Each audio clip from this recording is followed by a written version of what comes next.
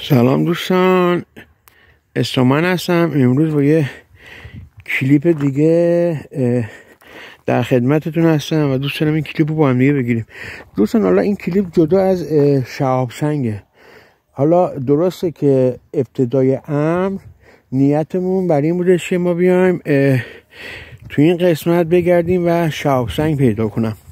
دوستان من اومدم تو طبیعت امروز. حالا اینا زمینای اجدادی پدرمون هستن. من اومدم اینجا دوستان قدم بزنم و ببینم که آیا چیزی میتونم اینجا حالا کشف کنم، شکار کنم یا به هر صورت. دوستان یهویی اومدم خوردم به یه جای بسیار جالب و دیدنی. دوستان زمانی که داشتم من اینجا میگشتم یهو دیدم که این قسمت از خاکمون با قسمت های دیگه خاکمون رنگش فرق داره. دوستان نگاه کنید، این خاک باید همش به صورت حالا یک رنگ باشه، اما یهو دیدم این قسمت از خاکمون با قسمت های دیگه رنگش به کل متفاوته. و دوستان نگاه کنید، دارم برای شما میگیرم که شما اینو نگاه کنید. دوستان این قسمت خاکش به صورت ماسه‌بادی و یا مثل کاربیت ها، مثل گوگرد. نگاه کنید اصلا پودر میشه. نگاه کنید پودر میشه این خاکمون. نگاه کنید دوستان، من از همینجا برمیدارم. نگاه کنید اصلا رنگ خاکمون رو ببینید، کلن رنگ این خاک بسیار متفاوته. و همینطور که این رنگ خاک بسیار متفاوته دوستان، من اومدم یه سری از سفال های شکسته، یه سری از مثلا مثل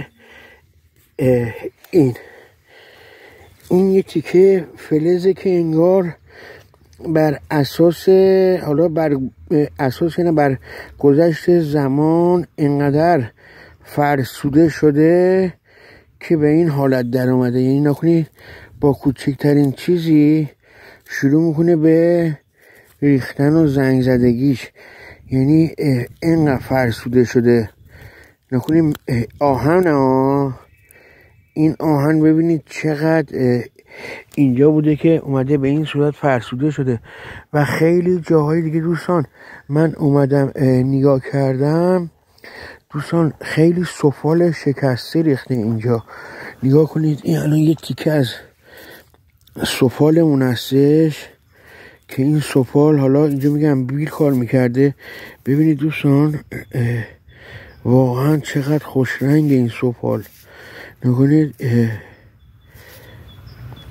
نگاه کنید این یه تیکه از سفالمون واقعا خوش رنگ دوستان. میبینید این یه تیکه از سفال و اصلا نمیدونم چی بگم، واقعا باعث تعجب خودم شده، یه جوری شگفت زده شدم. نگاه کنید دوستان اینم یه تیکه از سفال دیگه، حالا به یه صورت دیگه انگار برای خمره‌ای بوده، کوزه‌ای بوده یا برای هر چیز دیگه بوده. نگاه کنید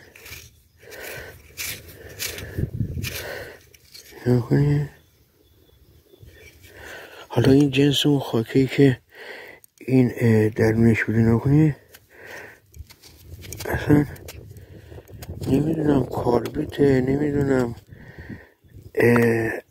نکنید این سفال ماسه‌بادیه، نمیدونم حالا هر چیزی که هست. نگاه کنید دوستان باز سفال شکسته. نگاه کنید همین سفال های شکسته ای که اینجا ریخته شده. دوستان من فکر میکنم اینجا نسبت به این جایی که داشته باید یه جای خیلی باستانی بوده باشه، چون لحاظ نزدیک بودنش به رودخونه این خصوصیت جای باستانی داره. نکنه یه چیزی حدود 60-70 متر تا رودخونه فاصله داره و اصلا دوستان جنس خاک و حالا اون کسایی که بیشتر این کار این هستن متوجه میشن. من خودم قبلا چون تو این کلیپ ها دیده بودم به خاطر این الان متوجه شدم که این رنگ خاکم فرق میکنه. نکنید الان یه تیکه سفال دیگه باز شکسته، باز اینها دوستان یه تیکه سفال شکسته دیگه. نکنید اصلا من الان دوستان میرم پا میذارم اینجا انگار میخواد فرو بره. نکنید دوستان، نکنید این قسمت انگار میخواد فرو بره. نگاه کنید یا اینجا نگاه کنید چقدر نرمه. اصلا به نظر من این زغاله، نمیدونم حالا این زغاله اصلا خیلی راحت با دست کنده میشه. نگاه کنید خیلی راحت با دست کنده میشه. دوستان نگاه کنید اصلا به نظر من که این یه چیز بسیار بسیار خاصه.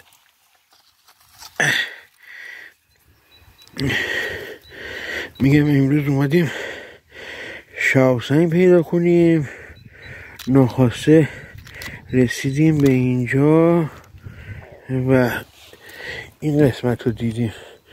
دوستان دوست داشتم اینا که باهاتون به اشتراک بذارم. نگاه کنید کلی سفال شکسته اینجا ریخته شده. دوستان میگم خیلی لذت بردم از اینکه حالا این جا رو دیدم و میگم من اصلا دنبال زیرخاکی یا خدایی نکرده چیزایی که بسته به آب و اجداد من هست نیستم، اما داشتم قدم میزدم اینجا رو دیدم و واقعا باسم جای تعجب داشت که چنین چیزی در اینجا واقعا نکنه. اصلا سفالای شکسته همه جا ریخته شده. دوستان ممنونم از اینکه با من بودید. دوست داشتم که این صحنه زیبا رو با شما به اشتراک بذارم و هر کدومتون که اگه نظری چیزی داشتید با من در میون بذارید. دوستان ازتون خواهش میکنم منو قبل از هر چیزی لایک کنید، سابسکرایب کنید و برام کامنت بذارین و برای همدیگه ارزش قائل باشیم و پیشاپیش سال نو رو بهتون تبریک میگم و از خداوند بهترینا رو برای شما عزیزان خواستارم. الهی که به حق همین خدا همیشه جیبتون پر از پول باشه، تنتون سلامت باشه و خونتون پر از رزق و روزی حلال و فراوون. آمین.